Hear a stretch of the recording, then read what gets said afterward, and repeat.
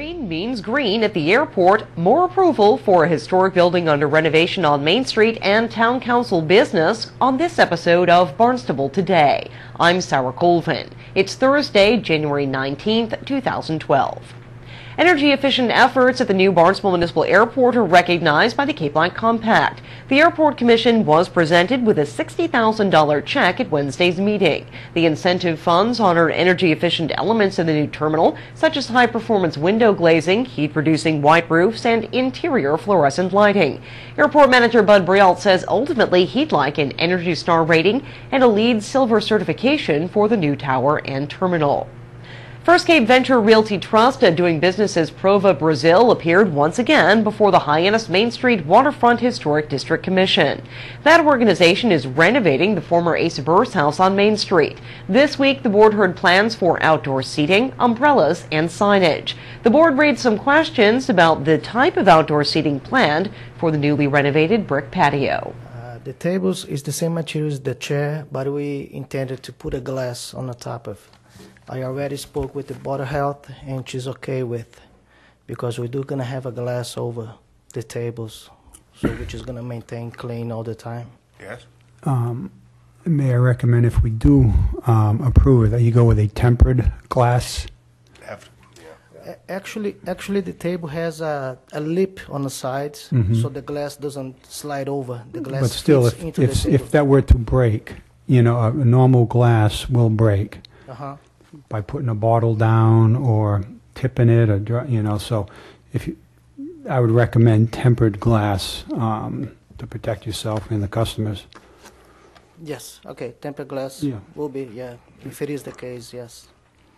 I have a problem with the wicker style, especially with this nice historic building. I think we have sufficient steel furniture to meet the requirements at reasonable prices, available at reasonable prices, and I'm really not in favor of introducing another material for Main Street.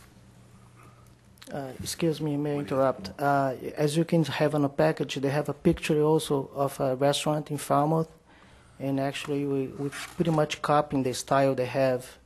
They have the same style at Falmouth. Yeah, that's the problem. On the Main Street. That's the problem. They don't have the same standard that we do because we have so many people eating out on Main Street, and because we have so many historic buildings. We've tried to limit the style of the furniture to what was appropriate for the style of the buildings. And here we have a building that probably should have granite slabs and immovable benches, going back to the Greek Revival. But we do have a number of previously approved wrought iron and wrought aluminum furniture that is designed for outdoor use, that is much more suited to our extended season use than the vinyl plastics, and is also certified for durability and strength. Most plastics are not, so for that reason I'm not in favor of this particular style of furniture. I'd like to know what the other members of the committee think about that. I assume, because other restaurants I see in your presentation are using this for outdoor use, I assume this is a exterior manufactured material for exterior use? Yes, it is. Yes, it is. Okay. Personally, you know, I think we have an eclectic blend of different restaurants on Main Street. To have the same furniture up and down the street, you know, I'm sure we're in a historic district, but I think to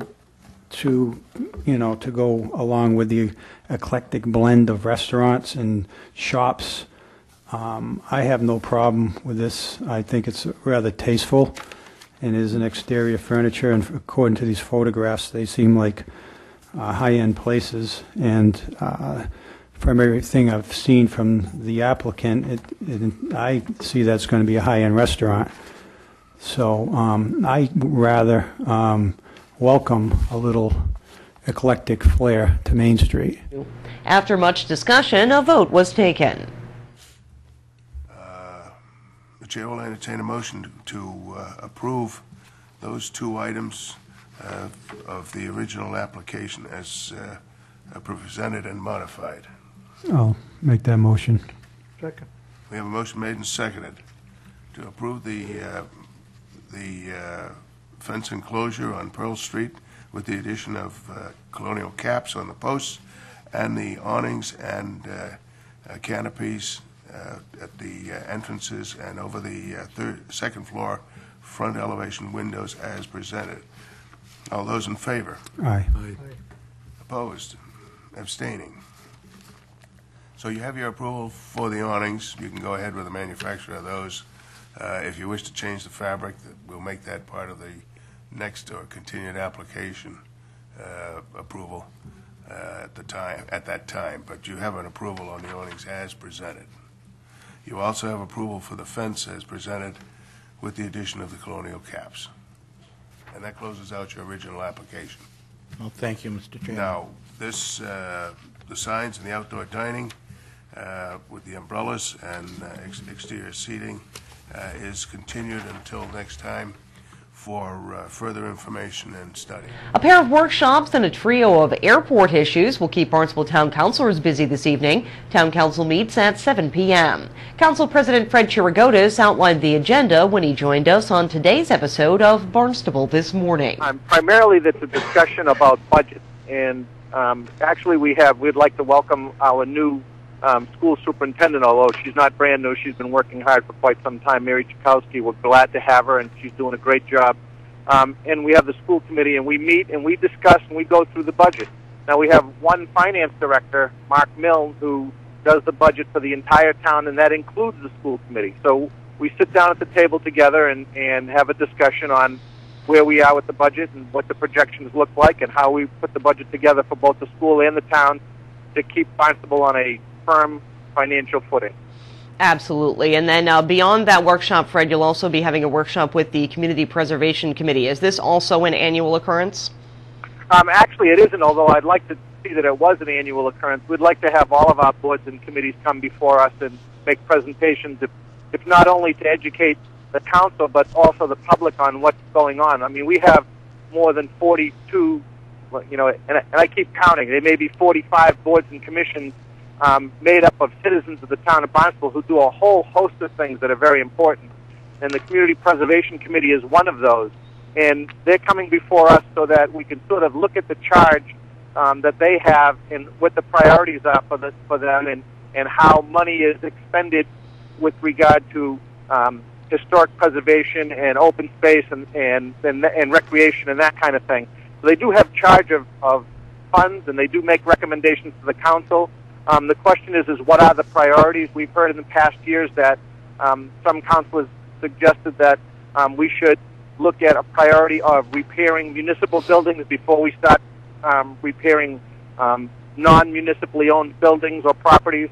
So, or some people think that, well, anyway, so whatever the priority is for the expenditures of money, we'd like to all be on the same page. So they'll make a presentation, and we'll have a good discussion about at least the next year, if not, further into the future. Yeah. Items under new and old business concern the airport. Residents have a chance to speak out on a plan to purchase a new emergency generator for the airport. The council will also discuss asbestos removal from the old air traffic control tower, along with a pair of utility easement requests. Tonight's meeting, it starts at 7 p.m., will be aired live right here on Channel 18. With Barnstable Today, I'm Sarah Colvin.